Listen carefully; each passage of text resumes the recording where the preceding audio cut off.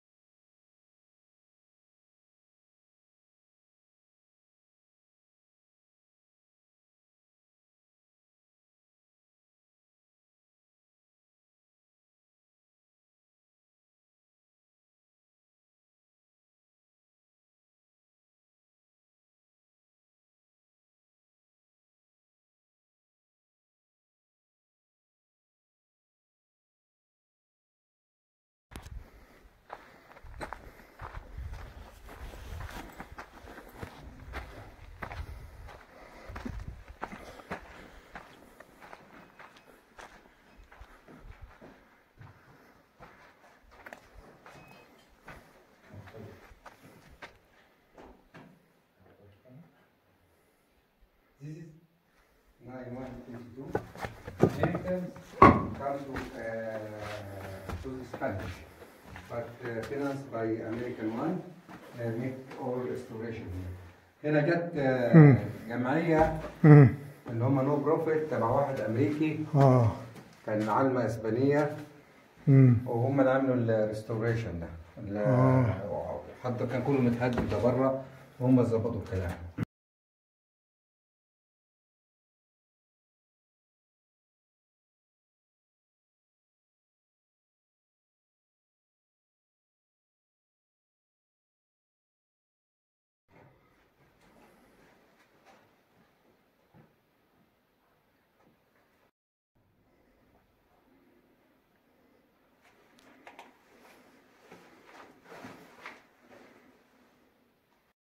احنا في داخل معبد او قدس من العصر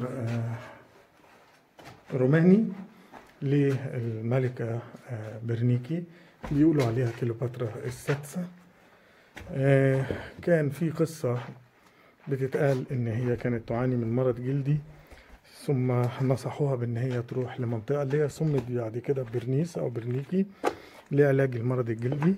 الدفن في الرملة، وطبعا جت ومشيت عن طريق نهر النيل حتى وصلت لمنطقة سكيت القديمة اللي في مرسى علم اللي في داخل محمية الجمال وادي الجمال، وبعدين راحت للمنطقة اللي اسمها برنيس الحاتية، وبعد كده شفيت، بيقال انه هي شفيت، ثم وهي راجعة للمنطقة دي تاني لاحظت ان في ناس ساكنة بس ما فيش مكان للتعبد، فقامت بنقر احد الجبال اللي ورانا هنا وعملت المعبد بتاعها او لعبادة الالهة في الوقت دوت، وسمي باسمها.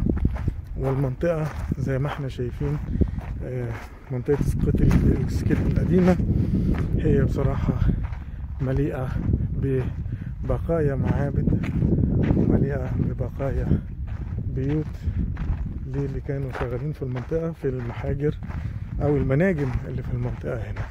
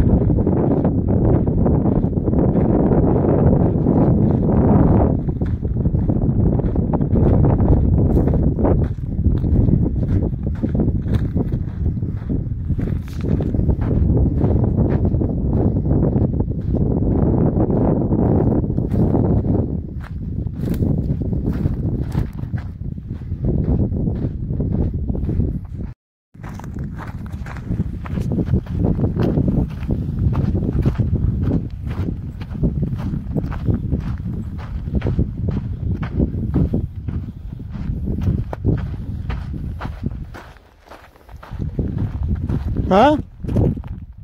ايه؟ ما طلعش؟ ها؟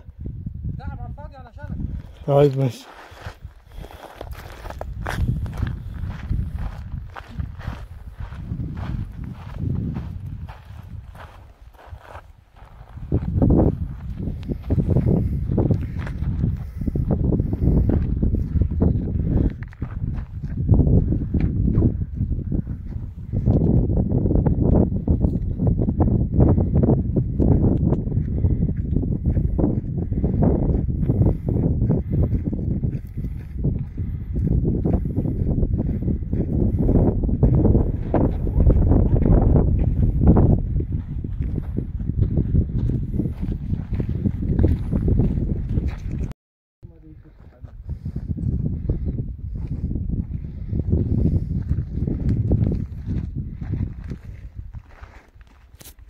دي بيوت الناس اللي كانوا عايشين في المكان من حوالي 2000 سنة وشغالين في محاجر الإمارالد والذهب في الوقت ده. ده العصر الروماني.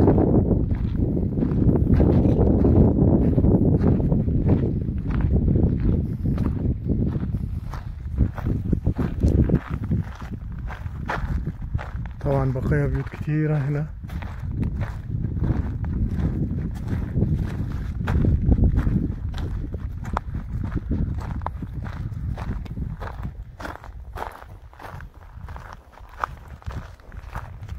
وهذه البيوت بقايا البيوت اللي كانوا شغالين فيها. واحنا طبعا من الأسفلت خدنا حوالي ساعتين بالعربية.